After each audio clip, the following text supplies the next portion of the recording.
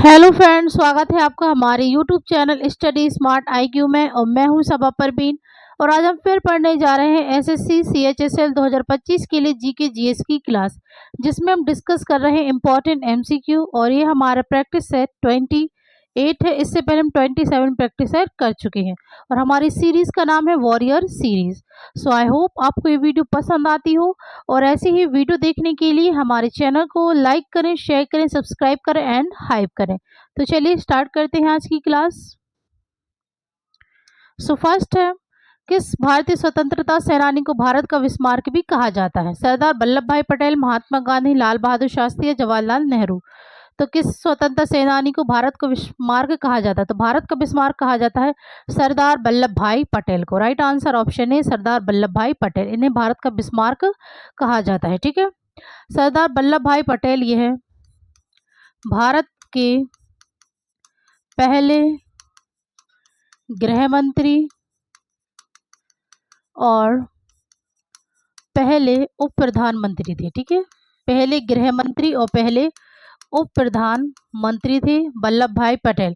वल्लभ भाई पटेल, इन्हें लौह पुरुष के नाम से भी जाना जाता था। ठीक है, लौह पुरुष के नाम से इन्हें जाना जाता था। ठीक है, वल्लभ भाई पटेल इन्होंने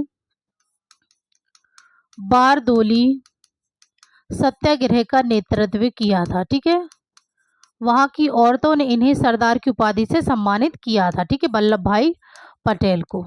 ओके, फिर वल्लभ भाई पटेल, इनकी प्रतिमा भी है जिसका नाम है स्टैचू ऑफ यूनिटी।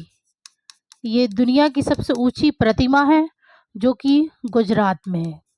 ठीक है, ओके। फिर बात करें महात्मा गांधी जी की।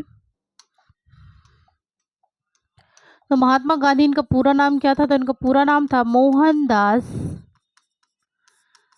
करमचंद गांधी। ठीक है, ये इनका पूरा नाम था महात्मा गांधी का। इसके अलावा इन्हें कई नामों से जाना जाता था, जैसे कि महात्मा, बापू, राष्ट्रपिता,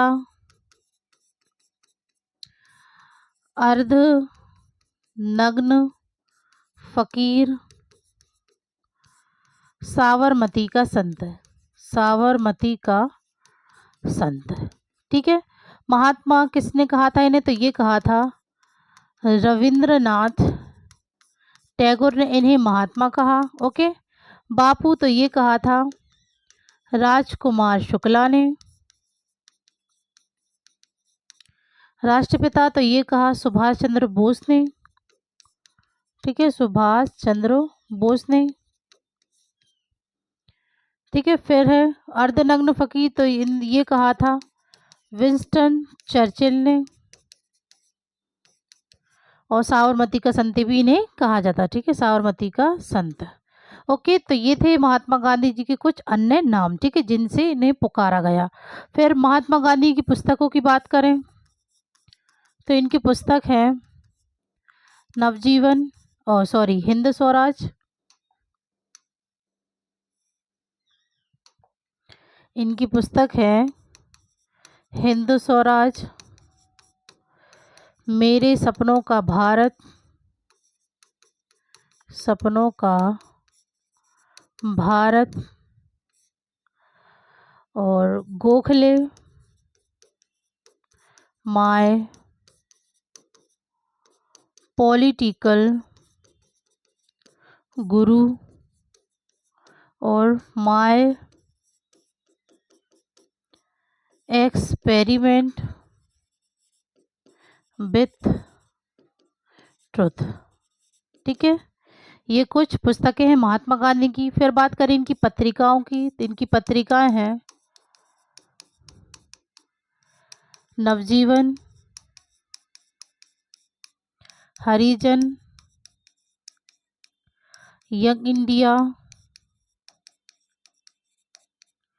इंडियन ओपिनियन,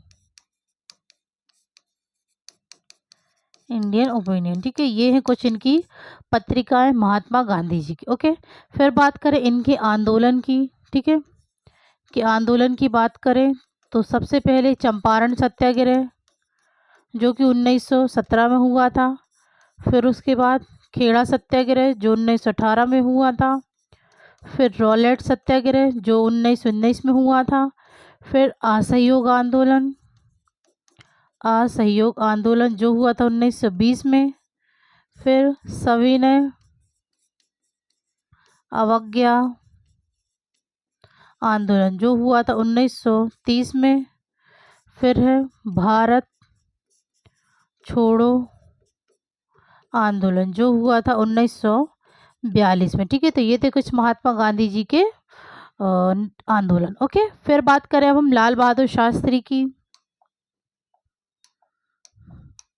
तो लाल बहादुर शास्त्री यह भारत के दूसरे प्रधानमंत्री थे। ठीक है, भारत के दूसरे प्रधानमंत्री थे जवाहरलाल नेहरू इनके कार्यकाल में 1965 में भारत पाकिस्तान युद्ध हुआ था। ठीक है, भारत पाकिस्तान युद्ध हुआ था और इसका नेतृत्व किसने किया था? जब लाल बहादुर शास्त्री। ठीक है, और इसके समझौते के लिए, ठीक है, 1966 में ताशकंद समझौते पर हस्ताक्षर हुए थे। ठीक है, ताशकंद समझौते पर हस्ताक्षर हुए थे 1966 में।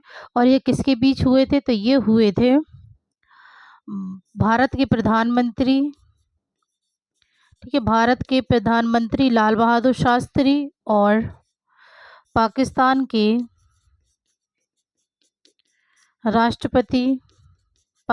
के राष्ट्रपति अयूब खान के बीच।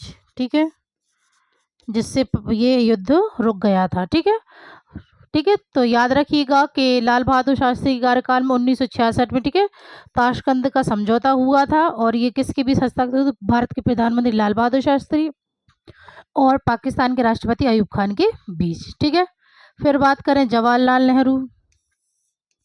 तो यह भारत के पहले प्रधानमंत्री थे। जवाहरलाल नेहरू भारत के पहले प्रधानमंत्री थे और सबसे लंबा कार्यकाल इनका ही रहा था, जवाहरलाल नेहरू का। ठीक है, चलिए आगे बढ़ते हैं।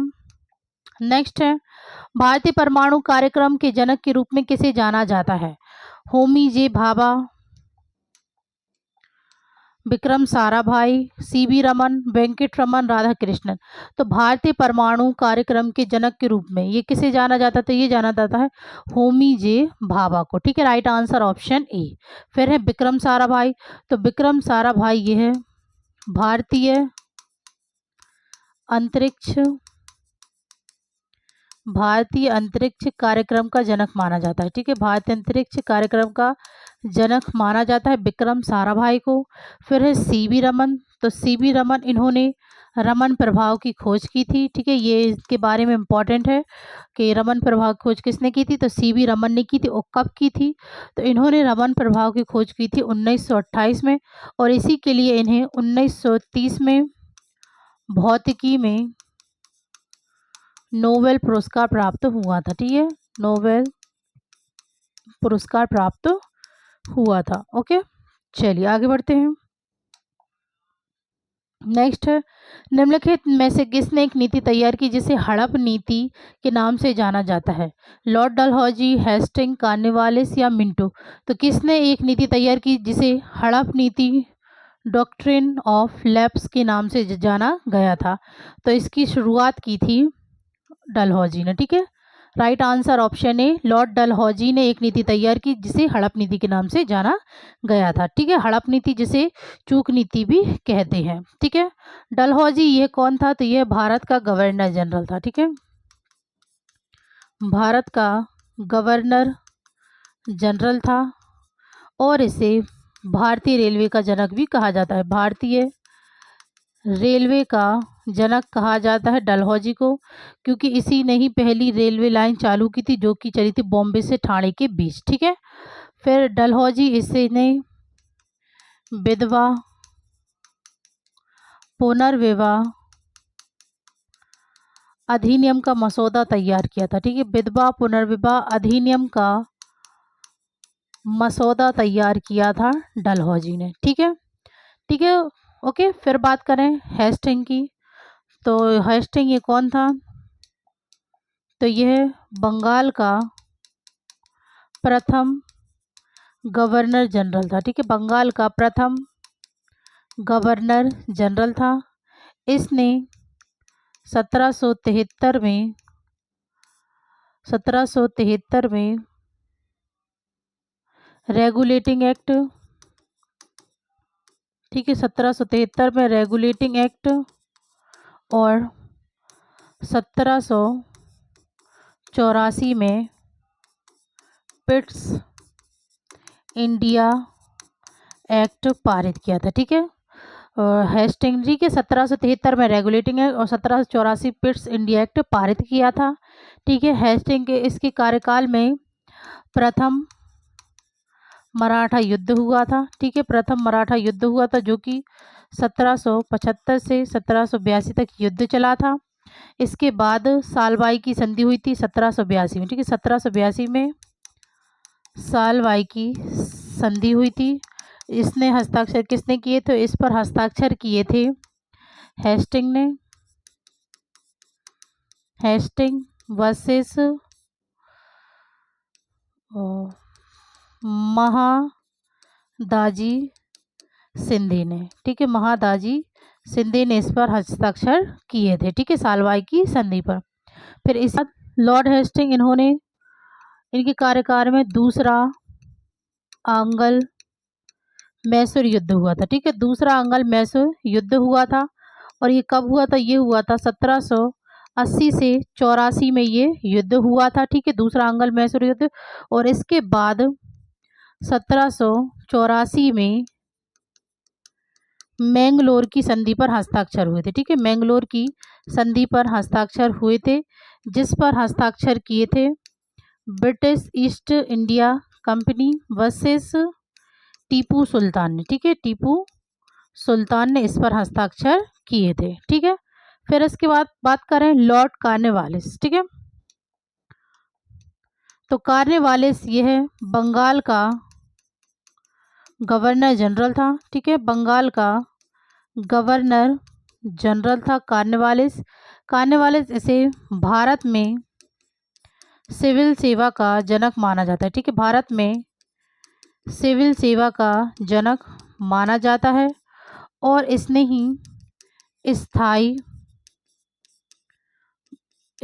बंदोबस्त लागू किया था, ठीक है, स्थाई बंदोबस्त लागू किया था कॉर्नवालिस ने, ठीक है। कॉर्नवालिस इसी के कार्यकाल में तीसरा आंग्ल मैसूर युद्ध हुआ था, ठीक है, तीसरा आंग्ल मैसूर युद्ध हुआ था इसी के कार्यकाल में। और ये हुआ था 1790 से 92 के बीच युद्ध हुआ था। और फिर 1792 में श्रीरंगपट्टनम संधि पर हस्ताक्षर हुए थे, ठीक है, श्रीरंगपट्टनम संधि पर हस्ताक्षर हुए थे। और इसमें हस्ताक्षर किसके बीच हुए थे? तो ये हुए थे टीपू सुल्तान वर्सेस कॉर्नवालिस के बीच, ठीक है, ओके। और फिर कॉर्नवालिस कोड की शुरुआत हुई थी, कॉर्नवालिस कोड ये हुई थी 1793 में, ठीक है। फिर बात करें मिंटो की, तो मिंटो यह भारत का गवर्नर जनरल था, ठीक है, भारत का गवर्नर जनरल था मिंटो। इसने अमृतसर की संधि पर हस्ताक्षर किए थे, ठीक है, अमृतसर की संधि पर हस्ताक्षर किए थे 1809 में, ठीक है।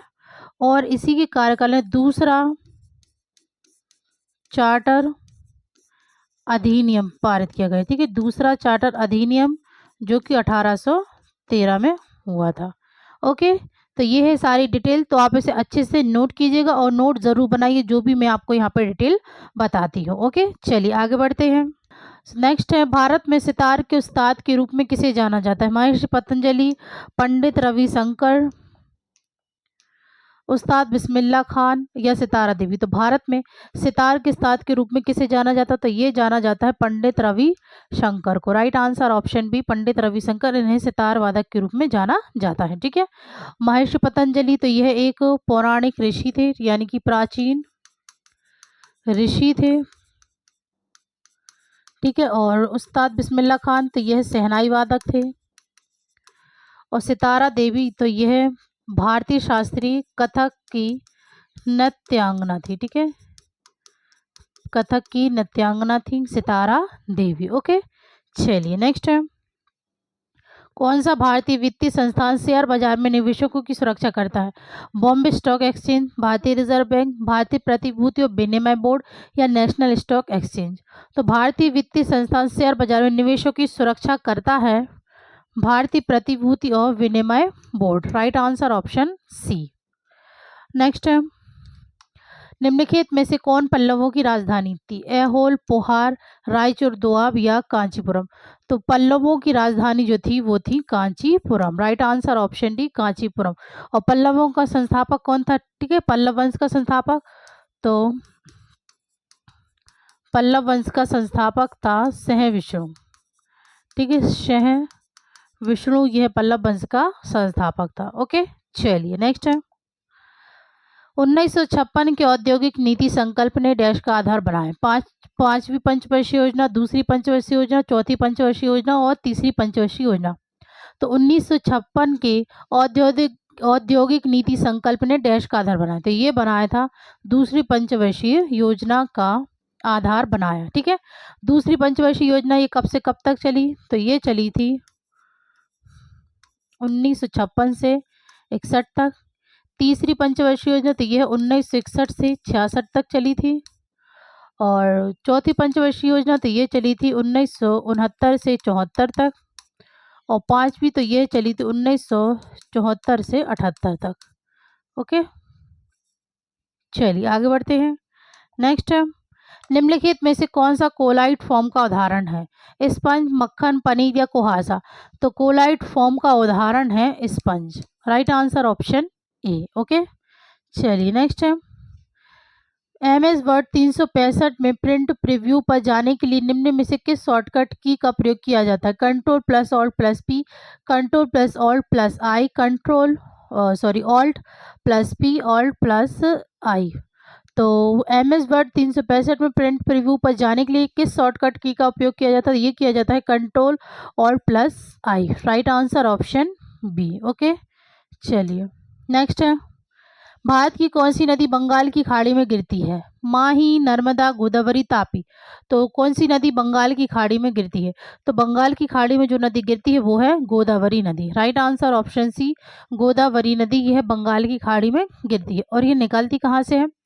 तो यह निकलती है त्र्यंबकेश्वर, नासिक, महाराष्ट्र से यह निकलती है। ठीक है, त्र्यंबकेश्वर, नासिक, महाराष्ट्र से यह निकलती है। तापी नदी ये कहाँ से निकलती है? तो ये निकलती है मध्य प्रदेश के बैतूल जिले में मुल्ताई से सतपुड़ा पर्वत श्रृंखला से निकलती है। ठीक है, मुल्ताई के सतपुड़ा पर्वत श्रृंखला से यह निकलती है। ठीक है, तापी नदी जिसे ताप्ती नदी भी कहते हैं। फिर नर्मदा नदी तो यह निकलती है मध्य प्रदेश के अनूपपुर जिले अमरकंटक पठार से। ठीक है, अमरकंटक पठार से यह निकलती है। फिर माही नदी तो यह निकलती है, एक मिनट, यह निकलती है विंध्याचल पहाड़ियाँ, मेहद झील, धार, मध्य प्रदेश से यह निकलती है। ठीक है, माही नदी, विंध्याचल पहाड़ियाँ, मेहद झील, धार मध्य प्रदेश से निकलती है। ओके, चलिए नेक्स्ट है, प्रसिद्ध स्मारक आराम बाग बाबर द्वारा बनवाया गया था, यह डैश में स्थित है? दिल्ली, उत्तर प्रदेश, मध्य प्रदेश, बिहार? तो प्रसिद्ध स्मारक आराम बाग, ठीक है, बाबर द्वारा बनवाया गया था और यह स्थित है उत्तर प्रदेश में। Right answer option B, Uttar Pradesh. अब हम बाबर की बात करें तो बाबर यह मुगल साम्राज्य की स्थापना की थी। ठीक है, मुगल वंश का संस्थापक था बाबर, इसने मुगल साम्राज्य की स्थापना की थी। ठीक है, बाबर इसने कई युद्ध लड़े थे, जिनमें से इनकी ट्रिक है, ठीक है। तो हमें इन्हीं ट्रिक के ज़रिए ही याद करेंगे बाबर के युद्धों की, क्योंकि ट्रिक के ज़रिए करेंगे तो आपको बहुत ही जल्दी और अच्छे तरीके से याद हो जाएंगे, ठीक है, और कभी नहीं भूलेंगे। तो बाबर के युद्धों की ट्रिक है: पानी पिया, खाना खाया, चांद देखा, घर गया, मर गया। ठीक है, तो पानी पिया से पानीपत का पहला युद्ध, ठीक है, जो हुआ था 1526 में बाबर वर्सेस इब्राहिम लोदी के बीच, ठीक है, बाबर वर्सेस इब्राहिम लोदी के बीच हुआ था, जिसमें बाबर ने इब्राहिम लोदी को हरा दिया था और मुगल साम्राज्य की स्थापना की थी, ठीक है। फिर खाना खाया से खानवा का युद्ध, जो हुआ था 1527 में बाबर वर्सेस राणा सांगा के बीच। फिर चांद देखा से चंदेरी का युद्ध, जो हुआ था 1528 में बाबर वर्सेस मेदिनी राय के बीच, ठीक है। और घर गया से घाघरा का युद्ध, ठीक है, तो जो हुआ था 1529 में बाबर वर्सेस महमूद लोदी के बीच, ठीक है, बाबर वर्सेस महमूद लोदी के बीच। और मर गया से इसकी मृत्यु हो गई थी 1530 में, ठीक है। बाबर ने किन चीज़ों का निर्माण करवाया था? तो बाबर ने निर्माण करवाया बाबरी मस्जिद, ठीक है, बाबरी मस्जिद, और आराम बाग का निर्माण करवाया, ठीक है ना, और मदरसे बनवाए, उद्यान बनवाए, ठीक है, मदरसे, उद्यान, इन चीज़ों का निर्माण भी करवाया था बाबर ने, ठीक है। चलिए आगे बढ़ते हैं। नेक्स्ट है, ब्रिटिश ईस्ट इंडिया कंपनी की ओर से प्लासी के युद्ध का नेतृत्व किसने किया था? Charles Stuart, Warren Hasting, Robert Clive, James Langster. तो ब्रिटिश ईस्ट इंडिया कंपनी की ओर से प्लासी का युद्ध का नेतृत्व, ठीक है। तो प्लासी का युद्ध का नेतृत्व किसने किया? सबसे पहले बात का प्लासी का युद्ध ये कब हुआ था? तो ये हुआ था 1757 में ये हुआ था। और ब्रिटिश ईस्ट इंडिया कंपनी की ओर से किसने नेतृत्व किया था? तो ये किया था रॉबर्ट क्लाइव ने। Right answer option C, Robert Clive ने, ठीक है। तो ब्रिटिश ईस्ट इंडिया कंपनी की तरफ से रॉबर्ट क्लाइव, और ये किसके बीच हुआ था? तो ये हुआ था बंगाल के नवाब सिराजुद्दौला के बीच, ठीक है, बंगाल के नवाब सिराजुद्दौला के बीच ये हुआ था, ठीक है। चलिए आगे बढ़ते हैं। नेक्स्ट है, किस भारतीय लेखक ने प्रसिद्ध पुस्तक मानसरोवर लिखी है? सीता सहगल, रामप्रसाद बिस्मिल, प्रेमचंद या यशपाल? तो जो मानसरोवर पुस्तक लिखी है तो ये लिखी है Premchandra, Munshi Premchandra. Right answer option C. Next है, निम्नलिखित में से कौन सी नदी राजस्थान से निकलती है? माही, नर्मदा, तापी या बनास? तो कौन सी नदी राजस्थान से निकलती है? तो यह निकलती है बनास नदी। Right answer option D, Banas नदी। बाकी नदियां मैंने आपको आगे बता ही दी हैं कि कौन कहाँ से निकलती हैं, ठीक है। चलिए आगे बढ़ते हैं। कौन सी पंचवर्षीय योजना महालनोबिस के विचारों पर आधारित थी? चौथुर्थ पंचवर्षीय योजना, तृतीय, प्रथम या द्वितीय? तो महालनोबिस के विचारों पर जो आधारित थी वो थी द्वितीय पंचवर्षीय योजना। ओके, चलिए आगे बढ़ते हैं। नेक्स्ट है, लिंगराज मंदिर भारत के किस राज्य में स्थित है? उड़ीसा, कर्नाटक, महाराष्ट्र या तमिलनाडु? तो लिंगराज मंदिर ये भारत के उड़ीसा राज्य में स्थित है। Right answer option A. Next है, महानदी बेसिन का विस्तार किस राज्य से नहीं है? कर्नाटक, छत्तीसगढ़, झारखंड या उड़ीसा? तो महानदी बेसिन का विस्तार ये नहीं है कर्नाटक राज्य में। Right answer option A. Next है, फील्ड मार्शल के पद पर पदोन्नत होने वाले प्रथम भारतीय सेनाधिकारी कौन थे? विक्रम बत्रा, करम सिंह, सैम मानेकशॉ, के.एम. करियप्पा? तो फील्ड मार्शल के पद पर पदोन्नत होने वाले प्रथम भारतीय सेनाधिकारी ये थे Sam Manekshaw. Right answer option C. Next है, भारतीय संविधान के 42वें संशोधन अधिनियम 1976 ने निम्नलिखित में से किसी संविधान की प्रस्तावना में जोड़ा है? पंथनिरपेक्ष, सार्वभौम, लोकतांत्रिक या गणतंत्र? तो किस संविधान की प्रस्तावना में जोड़ा गया है? तो ये जोड़ा गया है पंथनिरपेक्ष को। Right answer option C. प्रस्तावना में 3 नए शब्द जोड़े गए थे, ठीक है, जिसमें से एक तो है पंथनिरपेक्ष, फिर इसके बाद है समाजवादी,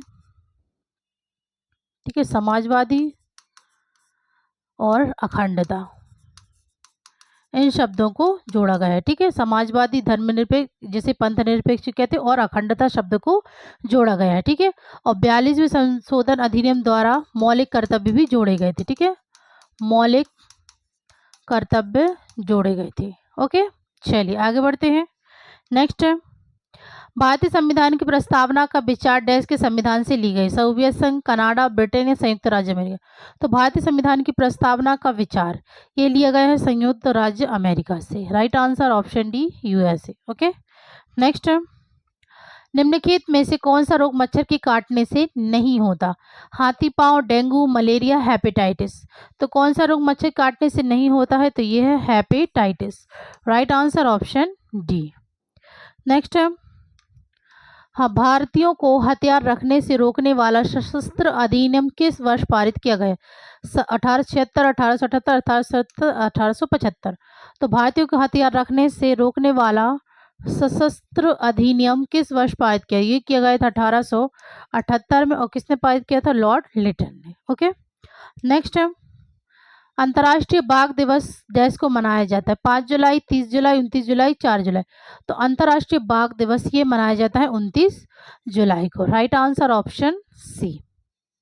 नेक्स्ट है, निम्नलिखित में से कौन भारतीय संविधान के भाग 9 के अंतर्गत आता है? संघ और राज्यों के बीच संबंध, अनुसूचित और जनजातीय क्षेत्र, पंचायतें, वित्त संपत्ति अनुबंध और छूट?